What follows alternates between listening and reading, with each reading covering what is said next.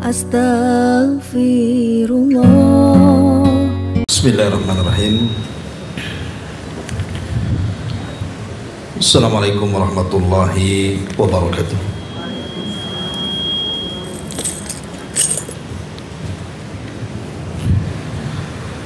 Alhamdulillah wassalatu wassalamu ala rasulillah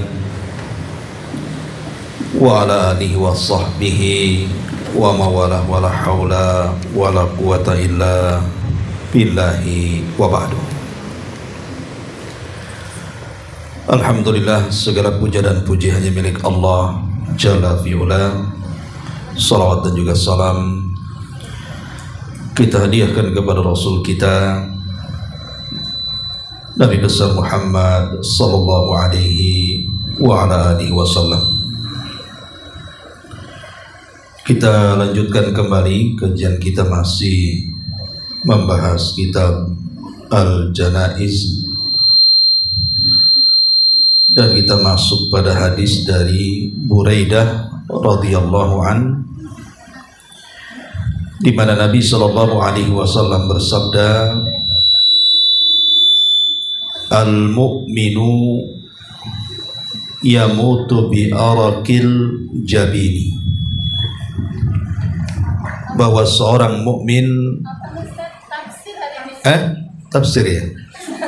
Nah, ya Allah, afwan, saya ingatnya fikih ya, afwan, jadi tutuplah fikihnya jadinya. Sampai ayat keberapa kemarin tuh? 186.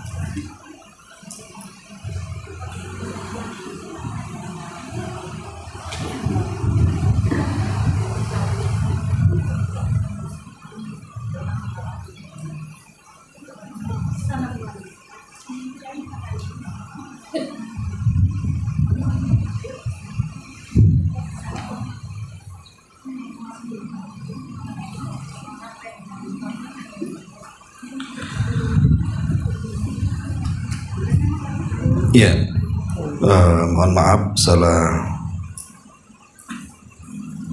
pembahasan. Ya, kita masuk pada tafsir surah Al-Baqarah ayat 186. A'udzubillahi minasyaitonir rajim. Bismillahirrahmanirrahim. Wa idza sa'alaka ibadi anni fa inni qarib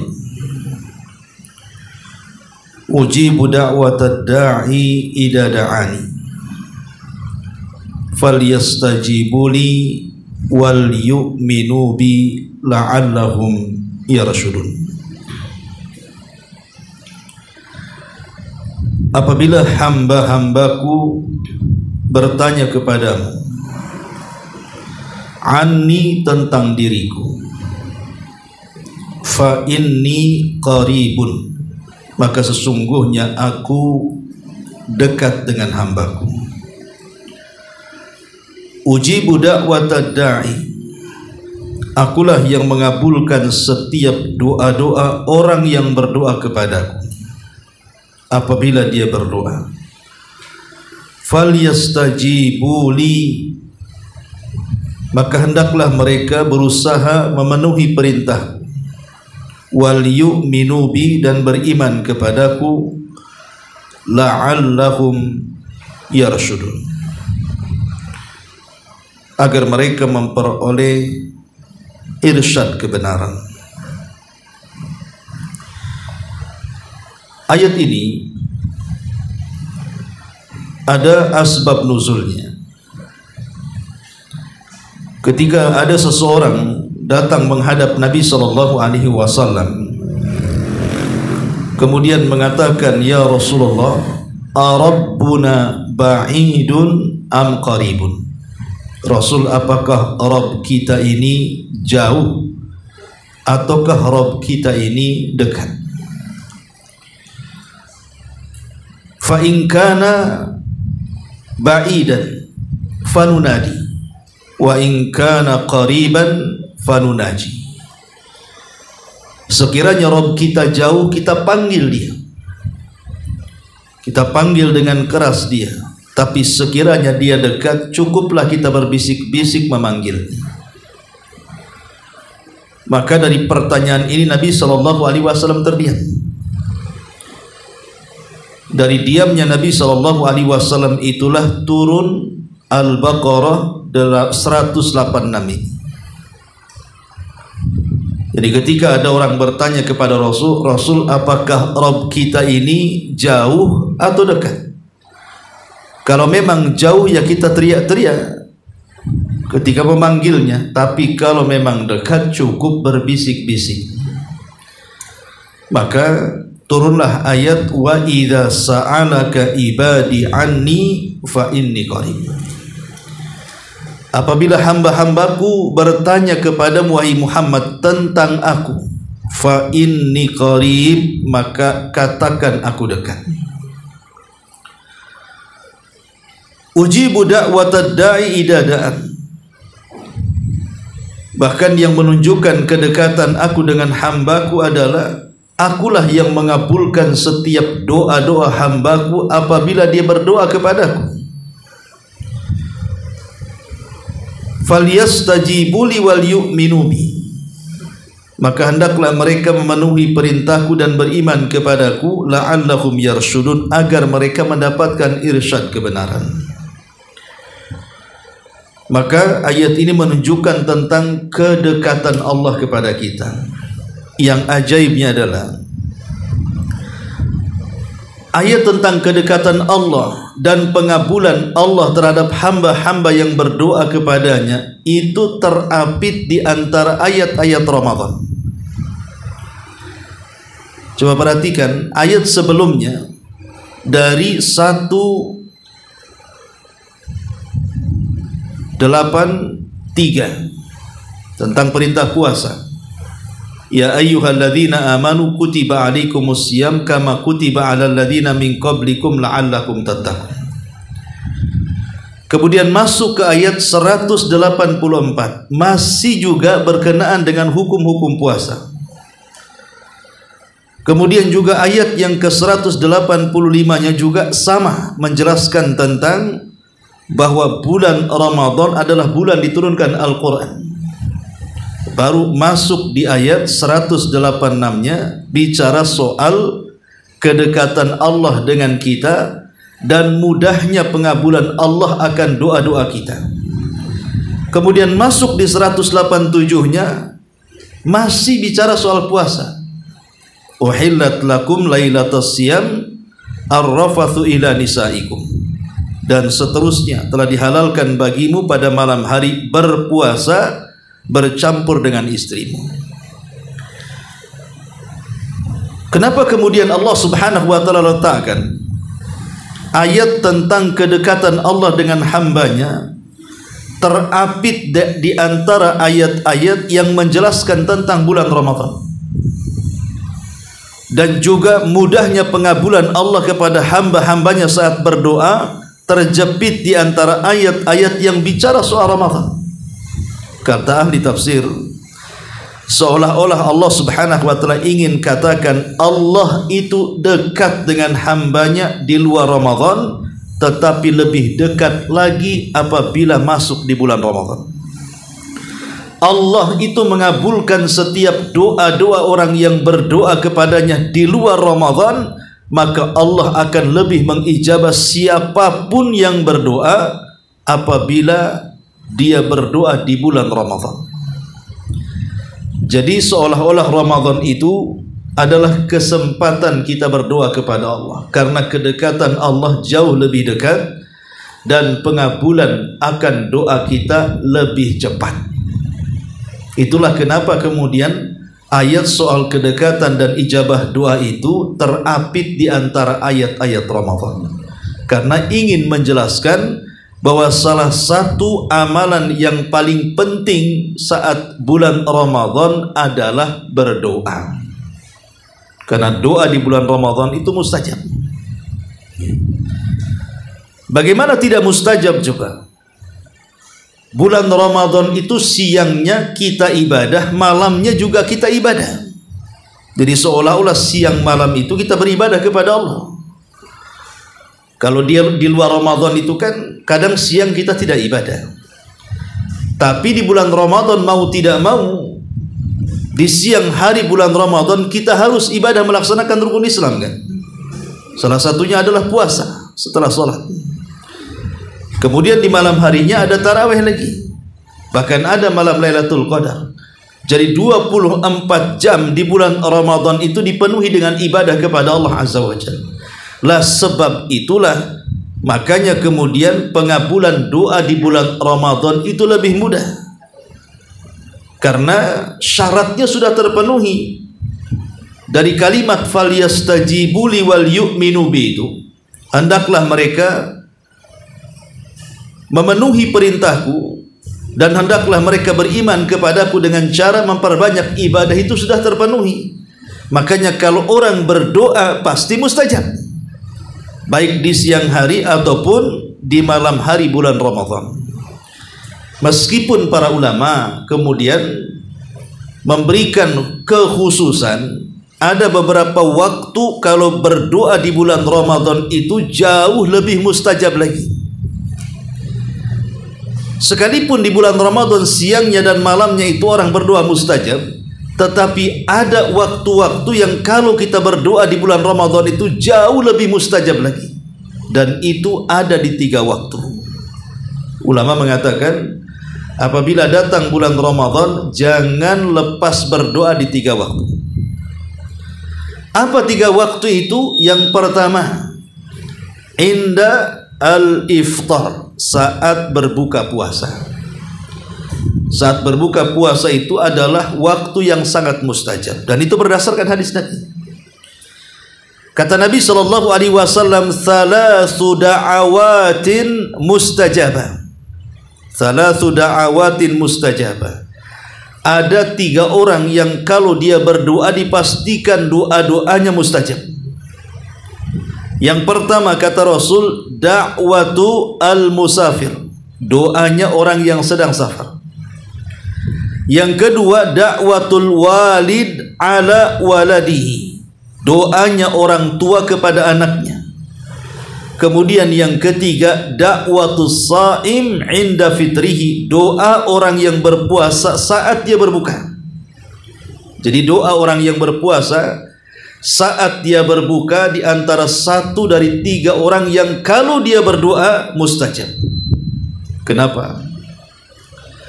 Kenapa 3 orang ini kalau berdoa mustajab? Pertama, seorang musafir. Kenapa seorang musafir itu kalau dia berdoa mustajab? Karena umumnya seorang musafir itu dalam kondisi kesulitan. Umumnya, kita bercerita umum bukan khusus. Umumnya orang yang sedang safar itu akan banyak mengalami kesulitan. Dan orang yang berdoa saat dia kesulitan itu biasanya lebih ikhlas. Dia lebih ikhlas. Memang dia sangat berhajat kepada keinginan yang dimintanya. Kemudian yang kedua, kenapa doa orang tua kepada anak itu mustajab? Karena tidak ada orang tua kepada anaknya kecuali menghendaki kebaikan. Tidak ada orang tua itu menghendaki anaknya kecelakaan, kecuali orang tua gila. Tapi kalau orang tua waras, saya kira sejahat-jahatnya anak pun tetap orang tua itu menghendaki kebaikan anaknya. Disitulah letak istijabah doanya. Kemudian yang ketiga, adapun kenapa doa orang yang berpuasa itu mustajab? Karena doa orang yang berpuasa itu dia diawali dengan ibadah. Jadi doa orang yang berpuasa saat berbuka karena diawali dengan ibadah kepada Allah. Dengan menahan laparnya karena Allah, dengan menahan dahaganya karena Allah, dengan menahan syahwatnya karena Allah. Lah karena dimulai dengan ibadah yang mulia, maka doa orang yang berpuasa itu mustajab. Kalau dia berdoa saat berbuka, mustajab. Dan berdoa bagi orang yang berpuasa saat berbuka itu satu di antara bentuk kebahagiaan orang yang berpuasa. Dan itu disebutkan dalam sebuah hadis. Kata Nabi SAW, lis-shaimi farhatan. Orang yang berpuasa itu memiliki dua kebahagiaan. Farhatun inda fitri wa farhatun inda liqa'i rabbi. Kebahagiaan saat dia berbuka dan kebahagiaan saat dia berjumpa dengan Rabbnya. Kata para ulama, apa yang dimaksud bahagia saat berbuka? Dua perkara. Pertama, kita bisa merasakan nikmat makan dan minum karena kita sebelumnya telah berlapar dan telah haus. Orang yang makan sementara dia kenyang, orang yang minum sementara dia tidak dahaga, maka dia tidak akan merasakan nikmat keduanya. Karena kita lapar kemudian kita makan, kita haus kemudian kita minum, disitulah letaknya kita bisa menikmati makanan yang kita makan dan minuman yang kita minum. Yang kedua, lebih daripada soal faktor makanan, bahwa kebahagiaan orang yang berpuasa adalah mustajab saat dia berdoa. Mustajab saat berdoa. Makanya sangat rugi sekali kalau orang berpuasa sudah lelah, sudah letih dari pagi sampai sore, tiba-tiba waktu yang sangat menegangkan mustajab doa kita tinggalkan begitu saja tuh. Kan rugi, sudah lapar kita dari pagi, menahan dahaga dari pagi. Ketika waktu-waktu menegangkan di situ Allah berikan waktu untuk berkomunikasi dengan Allah, tiba-tiba ditinggalkan. Aduh, melampau. Ya, apalagi ada hadis yang mengatakan, kata Nabi SAW, lillahi utaqa'u minan nar. Allah itu memiliki hamba-hambanya yang akan dimerdekakan dari api neraka. Kapan itu? Kulla lailatin min Ramadan wa dzalika inda fitri. Di mana Allah Subhanahu wa taala memiliki hamba-hamba yang akan dimerdekakan dari api neraka di bulan Ramadan. Itu sifatnya setiap malam di bulan Ramadan, dan waktunya kata Rasul saat berbuka. Jadi saat berbuka itulah waktunya kita dibebaskan dari api neraka. Makanya doa yang sangat dianjurkan ketika hendak berbuka itu adalah Allahumma a'tiq riqabana minan nar. Ya Allah, merdekakan kami dari api neraka. Minta kepada Allah, entah kita, entah pasangan kita, entah orang tua kita, entah anak kita, minta kepada Allah agar dibebaskan dari api neraka. Coba ibu bayangkan kalau seandainya 1 bulan Ramadan kita meminta kepada Allah Subhanahu wa taala akan dibebaskan kita dari api neraka, saya kira 1 hari saja Allah kabulkan permintaan kita, kita tidak mungkin masuk neraka dan keluarga kita selamanya. Kalau Allah kabulkan, berarti kita termasuk hamba-hamba Allah yang oleh Allah dibebaskan dari api neraka. Itulah pentingnya berdoa menjelang berbuka itu di situ. Ya. Ini yang pertama. Kemudian yang kedua, waktu yang sangat mustajab maksudnya tidak didapat di waktu-waktu lainnya. Tidak didapat di waktu siang, tidak didapat di waktu sore, tidak didapat di waktu awal malam atau tengah malam. Itu hanya ada di sepertiga malam akhir saja. Apa itu? Allah turun ke langit dunia. Allah turun ke langit dunia itu hanya ada di sepertiga malam akhir. Dan itu berdasarkan hadis Nabi mengatakan, Innallaha yanzilu ila sama'id dunya fi kulli thuluthil lailil akhir wa dzalika kulla lailatin. Innallaha rabbana yanzilu fi kulli thuluthil lailil akhir wa dzalika kulla lailatin. Sesungguhnya Allah Rabb kita ini turun di sepertiga malam akhir, dan itu setiap malam. Inilah yang menjadikan kenapa sepertiga malam akhir itu waktu yang sangat istimewa dari 24 jam yang kita lewati setiap harinya. Karena Allah tidak turun di pagi hari, Allah tidak turun di siang hari, di sore hari, atau di awal malam, atau di tengah malam. Allah itu hanya turun di sepertiga malam akhir saja. Lalu Apa faedahnya Allah Subhanahu wa taala turun kepada kita? Faedahnya 3. Dan itu berdasarkan firman Allah sendiri dalam hadis kursi tadi, di mana Allah Subhanahu wa taala mengatakan, man yad'uni fa astajibalah. Faedah yang pertama, doa-doa kita pasti mustajab. Yang kedua, man yas'aluni fa'utiyah. Apapun yang diminta pasti Allah beri. Kalau seandainya kita ini memiliki banyak problem dalam kehidupan kita ini, dan pasti akan banyak problem. Kita ini memiliki kesulitan dalam hidup ini, dan pasti ada dan pasti akan kena kesulitan. Setiap orang pasti terkena kesulitan. Lah ini saat kita meminta kepada Allah untuk mengurai kesulitan. Allah tahu kita ini sakit, dan Allah tahu kita ingin sembuh dari sakit. Lah di sepertiga malam akhir itu Allah hanya ingin mendengar dan rindu dengan keluhan-keluhan kita sebenarnya. Makanya kata Imam Ibnul Qayyim rahimahullahu ta'ala, terkadang Allah itu membuat sengaja hamba-hambanya sakit supaya hamba itu mengeluh dan merintih, dan Allah rindu suara rintihannya.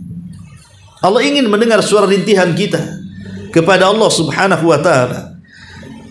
Jadi kalau seandainya kita ditimpa penyakit dan kita ingin sembuh dari penyakit, maka minta kepada Allah di sepertiga malam akhir itu, sembuhkan penyakit saya ya Allah. Allah tahu kita ini sakit, Allah juga tahu kita ingin sembuh. Hanya Allah ingin supaya kita ini merintih di sepertiga malam kepada Allah, meminta agar disembuhkan. Jangan sampai kita meminta kesembuhan kepada selain Allah. Ini kesempatan, ya. Masalah apa saja, masalah ekonomi umpamanya, Allah tahu kita sedang susah, dan Allah juga tahu kita ingin keluar dari kesusahan. Cuman Allah hanya ingin mendengar suara kita meminta kepadanya agar seluruh kesusahan itu dihilangkan. Allah tahu kita ini disakiti orang, dan Allah juga tahu yang menyakiti kita. Makanya Allah berikan kesempatan di sepertiga malam akhir itu untuk mengeluh kepada Allah, agar Allah membalaskan semua kezaliman orang-orang yang berbuat zalim kepada kita. Disitulah letaknya keajaiban sepertiga malam itu, karena kita bisa meminta kepada Allah dan Allah akan penuhi permintaan kita. Dan yang terakhir, man yastaghfiruni fa'aghfirullah. Siapa yang meminta ampun, maka Allah akan ampuni dosa-dosanya. Siapa di antara kita yang tidak memiliki dosa? Pasti dalam setiap hari itu kita memiliki dosa. Mulai dari kita bangun sampai kemudian kita tidur, pasti kita melakukan dosa. Lah Allah berikan kesempatan di sepertiga malam akhir itu untuk tobat. Dengan cara apa? Istighfar. Kenapa kemudian Allah Subhanahu wa ta'ala memilihkan kepada kita waktu sepertiga malam akhir itu untuk istighfar? Dan istighfar itu bukan hanya sekedar meminta agar dosa-dosa kita diampuni, bahkan lebih daripada itu, agar dosa-dosa kita tidak menjadikan Allah mengadab kita pada hari kiamat. Bahkan lebih daripada itu, agar Allah menutupi aib-aib kita.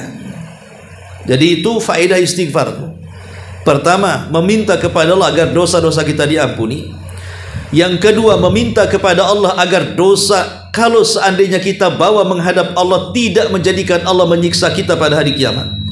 Dan yang ketiga, istighfar itu juga meminta kepada Allah agar dosa yang kita lakukan tidak dibongkar aibnya kepada manusia. Sebab kalau seandainya satu dosa saja dibongkar oleh Allah aibnya kepada manusia, manusia itu tidak mungkin selamat. Pasti karirnya akan jatuh, kehormatannya akan hilang, dan begitu seterusnya. Makanya di sepertiga malam akhir inilah yang diminta oleh Allah. Kita berdoa, kita meminta baik urusan dunia atau akhirat, kemudian kita beristighfar. Maka di bulan Ramadan jangan tinggalkan berdoa di sepertiga malam akhir. Karena saya kira setiap manusia, khusus yang muslim ya, apalagi yang beriman, biasanya di sepertiga malam akhir itu mudah untuk bangun. Sangat mudah untuk bangun. Kalau di luar Ramadan bangun di sepertiga malam akhir itu kan banyak musuhnya, Bu. Musuh ngantuk dia harus lawan, musuh takut dia harus lawan, apalagi ya, musuhnya banyak. Belum lagi kemudian ketakutan dan kecemasan orang-orang penakut saat bangun di sepertiga malam akhir itu terkadang menghalangi dia untuk bangun. Jadi banyak sekali kelelahan, keletihan, manusia sedang ngorok, masa saya tidak ngorok gitu ya.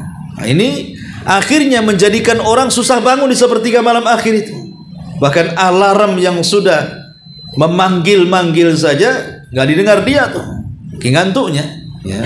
Tetapi di bulan Ramadan insya Allah nggak ada alarm pun pasti ibu bangun, karena di situ waktu sahur masalahnya. Apalagi ibu-ibu mau tidak mau bangun harus masak gitu ya. Maka jangan sekedar bicara soal sahurnya saja, tapi lebih daripada itu Rasul mengatakan tasahharu fa inna fi sahurikum barakah. Sahurlah kalian karena dimakan sahur kalian terdapat berkah. Sebagian para ulama ketika memaknai makna berkah dalam hadis ini, apa sih kenapa sahur menjadi berkah? Pertama ya, karena sahur itu bentuk pahala. Orang yang mengamalkan sahur pasti berpahala. Di situ berkahnya.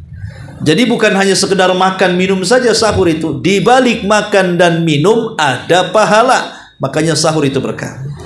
Yang kedua, sahur itu mempermudah orang-orang yang berpuasa. Karena kalau orang tidak sahur, biasanya siang-siang sudah lemas. Karena boleh jadi dia haus, boleh jadi dia lapar, akhirnya mengganggu ibadah puasanya. Yang ketiga ini syahidnya, karena dengan sahur dikatakan berkah, karena di waktu itu banyak ibadah-ibadah yang bisa mendekatkan kita kepada Allah. Salah satunya tahajud dan berdoa. Dan yang terakhir, kata Al-Hafidz Ibnu Hajar, kenapa sahur itu menjadi berkah? Karena sahur itu dalam rangka kejayaan Islam. Kenapa kok jaya Islam? Karena dengan sahur kita sedang menyelisihi puasanya ahli kitab. Itulah yang menjadikan kenapa sahur itu berkah. Maka jangan tinggalkan sahur. Qadarullah umpamanya, ibu-ibu ketika berbuka itu tidak bisa menahan syahwat. Akhirnya kemudian puasanya macam balas dendam. Semua makanan habis dimakan. Habis taraweh nambah lagi.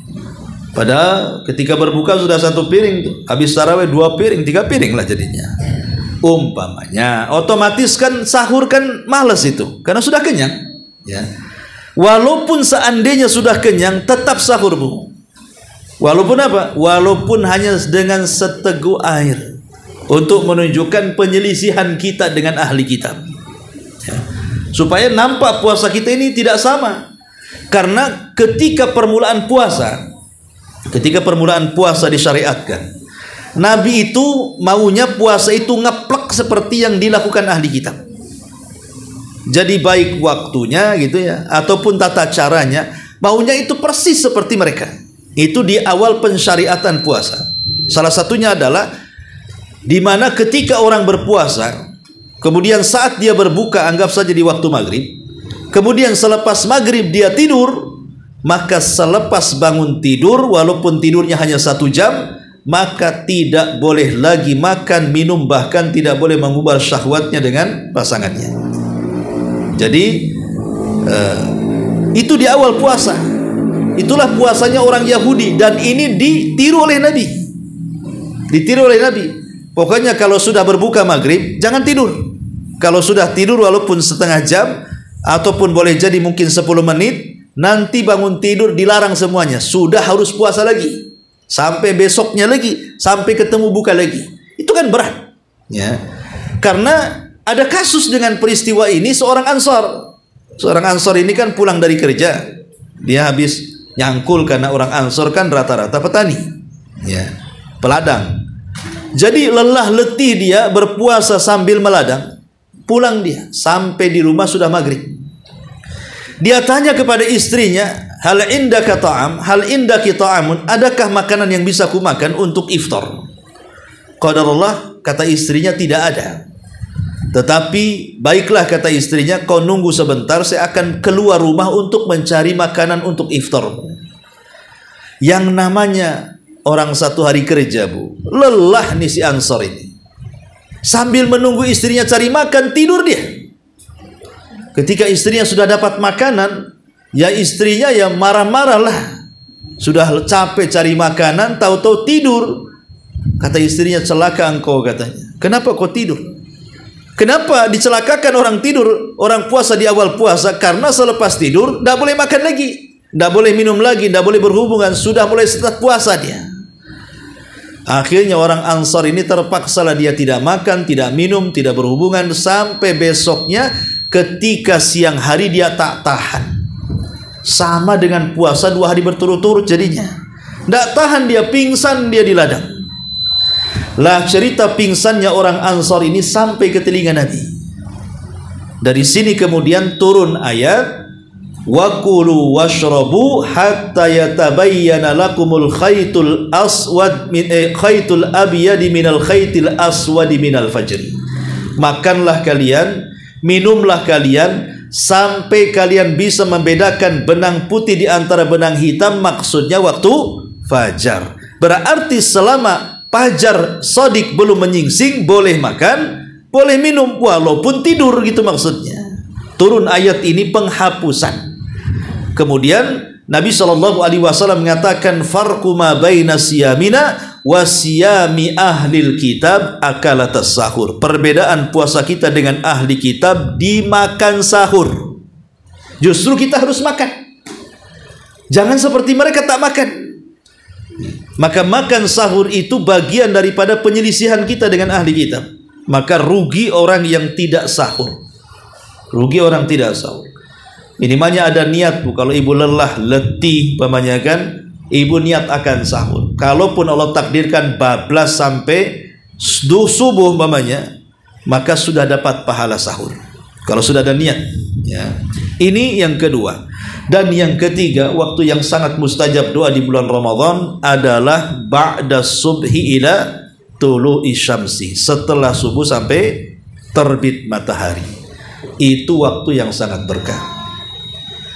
Makanya kalau kita membahas tentang hadis sahabiyah, wanita-wanita di zaman Rasul yang sholat berjamaah di belakang Nabi itu, riwayatnya cuman ada di sholat subuh. Ibu bisa cek semua riwayat wanita-wanita di zaman Nabi, maksudnya para sahabiah, yang sholat berjamaah dengan Nabi di Masjid Nabawi itu, riwayatnya hanya di sholat subuh. Bukan berarti dipahami bahwa kalau duhur, asar, maghrib, isya tak boleh. Boleh, dengan syarat yang ditentukan tentunya ya.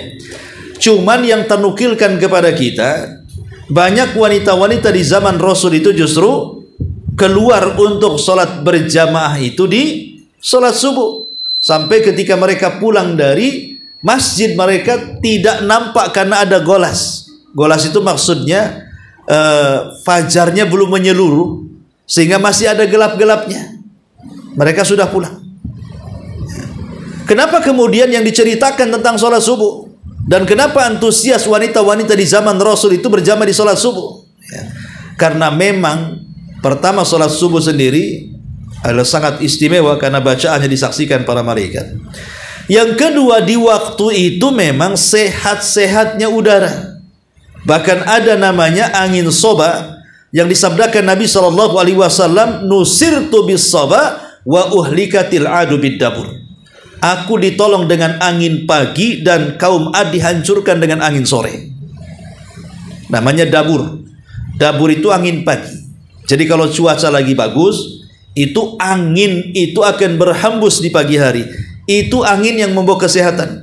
Makanya wajar kata para ulama, kalau kita pulang dari sholat subuh, biarkan angin itu masuk ke dalam rumah. Maksudnya buka jendela, buka pintu, biar menjadi sirkulasi kesehatan dalam rumah. Itu angin soba, angin berkah.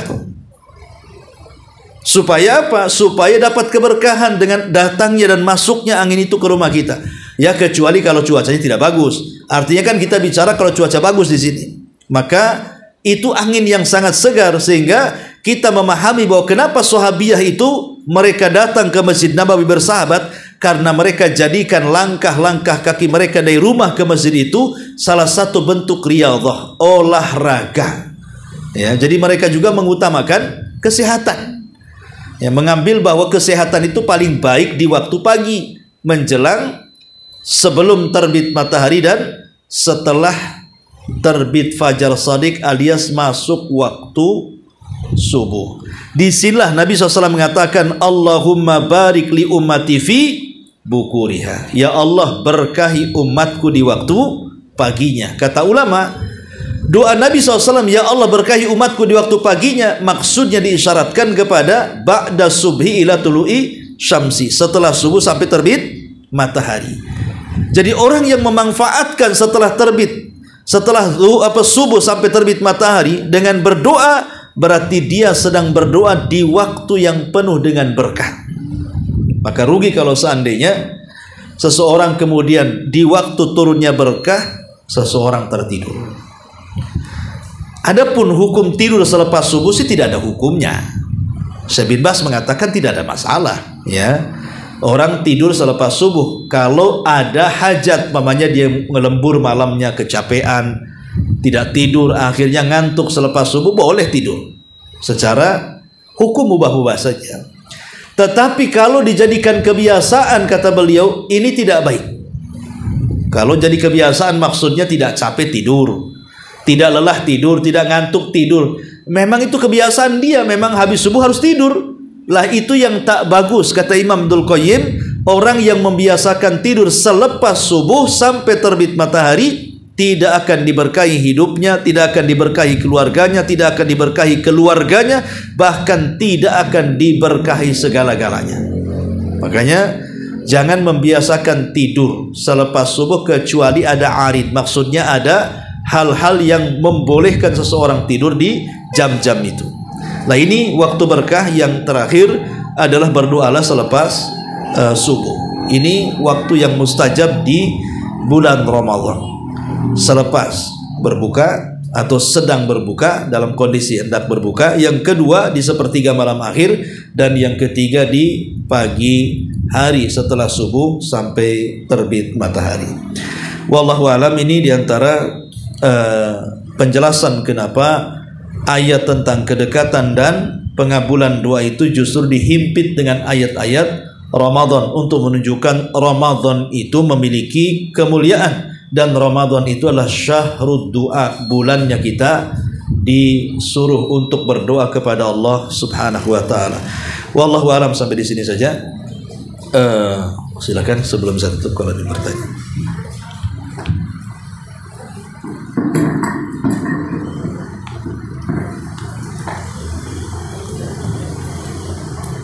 Assalamualaikum Ustaz. Waalaikumsalam.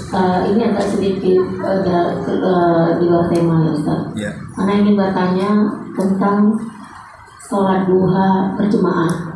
Apakah ada itu Ustaz? Sholat duha berjamaah. Iya. Ya, alhamdulillah. Ada sholat-sholat sunnah itu memang disyariatkan berjamaah, dan ada sholat-sholat sunnah tidak disyariatkan berjamaah. Seperti sholat sunnah yang disyariatkan berjamaah, umpamanya ya sholat id, bagi yang mengatakan sholat id itu sunnah. Kemudian sholat istisqa, kemudian juga sholat tarawih, ya, sholat qiyamul lail gitu ya, itu memang disyariatkan atau disunnahkan berjamaah. Tapi ada sholat-sholat sunnah itu yang tidak dianjurkan untuk berjamaah, seperti rawatib, ba'diyah dan qobliyah gitu ya, atau sholat sunnah wudu, ya, tahiyatul masjid dan begitu seterusnya. Termasuk wallahu alam adalah sholat duha.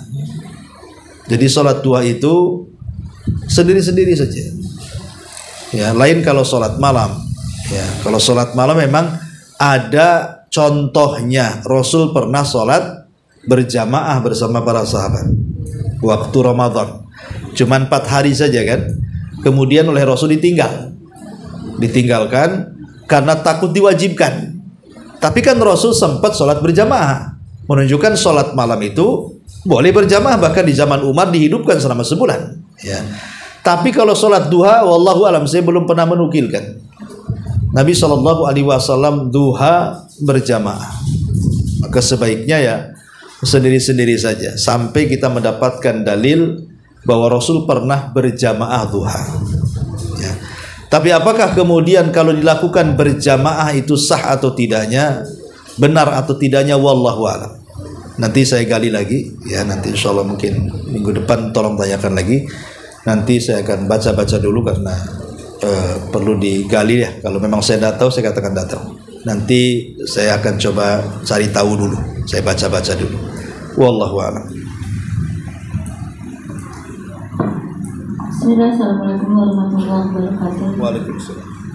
Barakallahu fiik Ustaz. Ini Ana bacakan pertanyaan. Begini Ustaz, Ustaz tadi kan menyampaikan banyak berdoa di sepertiga malam akhir, yaitu di saat sahur. Yang jadi kendala Ana adalah Ana itu sambil masak itu berdoa dengan tidak memperhatikan adab-adab berdoa, karena konsentrasi itu terpecah antara doa dengan masak. Nah, apakah hal ini tetap mendapatkan faedah atau hasil dari doa di sepertiga malam, Ustaz? Ya, alhamdulillah. Itu kan dalam kondisi-kondisi tertentu. Karena tidak mungkin juga setiap habis bangun langsung masak kan itu ya. Mungkin dalam kondisi-kondisi tertentu, mungkin kesiangan, bisalah pertanyaan itu diajukan. Umpamanya bangun 3:30, ya jelas lah kayak orang diuber-uber hantu kan, pasti langsung diserbu dapur kan. Ya, karena harus cepat masak, harus cepat sahur, nanti keburu subuh. Ya. Tapi kalau seandainya bangunnya lebih awal kan tidak mungkin terburu-buru dengan masak sambil berdoa kan. Ya, itu rasanya gimana itu? Sama ada cerita itu, ada orang perokok gitu ya.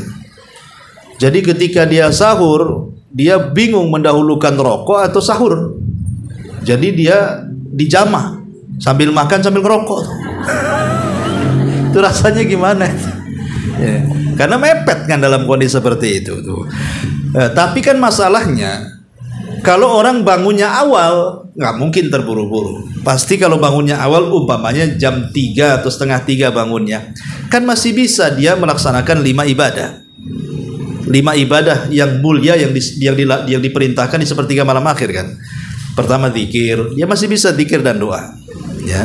Yang kedua wudu dan sholat, tahajud maksudnya. Walaupun sudah taraweh, nggak masalah tahajud. Jangan witir aja diulang. Ya. Kemudian juga istighfar, karena di situ waktu di mana Allah mengampuni dosa-dosa kita. Dan baca Quran walaupun seayat 2 ayat jadi dari hafalan kita gitu ya. Ya. Jadi bisa kita melaksanakan 5 ibadah tadi itu. Baru kemudian kita masak. Tapi pertanyaannya oke lah, lau faradna bahasa Arabnya. Kalau kita terima alasan itu, mungkin dia kepepet bangunnya, akhirnya langsung nyerbu dapur dan masak. Bolehkah seseorang berdoa sambil masak? Boleh, tidak ada larangan. Ya, tidak ada larangan berdoa sambil masak, tidak ada larangan. Karena dia berada di tempat yang boleh berdoa. Lain kalau ibu berada di kamar mandi. Nah, itu tidak boleh berdoa di kamar mandi. Ya, karena memang itu tempat setan dan ada larangan. Ya. Tapi kalau di dapur itu kan tidak ada larangan, bukan tempat yang terlarang berdoa di situ.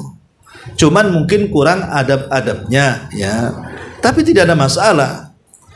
Ya, karena memang kondisi kita pun di satu sisi pengen berdoa, di sisi lain juga ada kewajiban yang harus dilaksanakan, makan sahur untuk keluarga. Ya. Ataupun umpamanya selepas selesai masak kan berdoa tidak harus lama, Bu.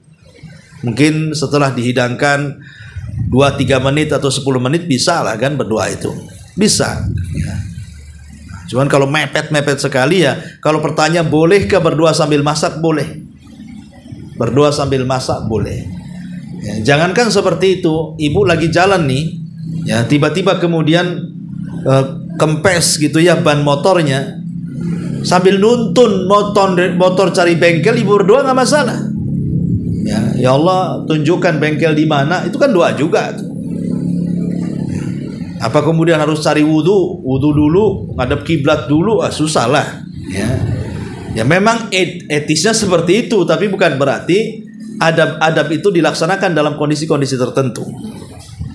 Wallahu a'lam.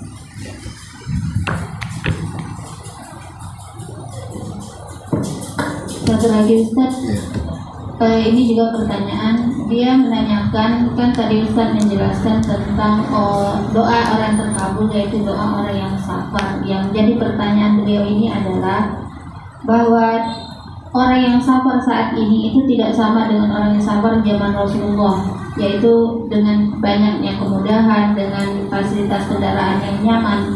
Apakah orang-orang seperti ini juga dikabulkan doanya saat sabar? Demikian tanya Ustaz. Ya, alhamdulillah. Ya tentu dikabulkan karena Rasul menyebutkan pekerjaannya, doa orang yang safar. Jadi selama dikatakan safar berarti mustajab doanya. Adapun hikmah kenapa, itulah menjadi ijtihad para ulama tadi. Kata ulama, kok bisa orang musafir itu dikabulkan? Baru ulama berijtihad mencari-cari alasannya. Nah, keluarlah salah satu alasannya karena boleh jadi orang yang safar itu karena kelelahan, keletihan, kesulitan. Dan doa orang yang kesulitan biasanya mustajab. Jadi itu ijtihad ulama. Tapi lafaz dari Nabi SAW jelas, dakwatul musafir, doa orang yang safar. Baik dia ada kesulitan atau tidak, kalau dia safar mustajab. Selesai. Karena memang lafadznya seperti itu. Adapun yang mencari ilat-ilat itu ijtihad ulama saja. Contoh umpamanya, kenapa orang safar itu rukhsah, boleh menjama sholat, boleh mengqasar sholat? Alasannya kata ulama fikih karena ada masyaqqah, adanya kesulitan, adanya kelelahan. Lah sekarang kalau umpamanya kita beralasan dengan kondisi safar hari ini, mana ada lelah ke Jakarta, semua pakai AC, dari rumah AC, naik taksi AC, di bandara AC, naik pesawat AC, sampai di sana juga kena AC lagi, masuk lagi ke rumah. Mana ada susahnya. Ya. Maka ulama mengatakan tetap namanya rukhsah safar qasar jama' itu akan disyariatkan walaupun terangkatnya masyaqqah. Karena itu sunnah, rukhsah yang Allah berikan kepada kita. Jadi ilatnya safar itu sendiri, bukan masalah masyaqqahnya. Lah sama dengan doa, ilatnya safar itu sendiri, bukan karena ketika safar itu ada kesulitan, baik ada kesulitan atau tidak, yang jelas Anda sedang safar, kalau berdoa pasti mustajab. Nah, jadi begitu alasannya. Wallahu a'lam. Sepertinya nggak ada pertanyaan lagi Ustaz. Di sini Ana mau menyampaikan laporan penerimaan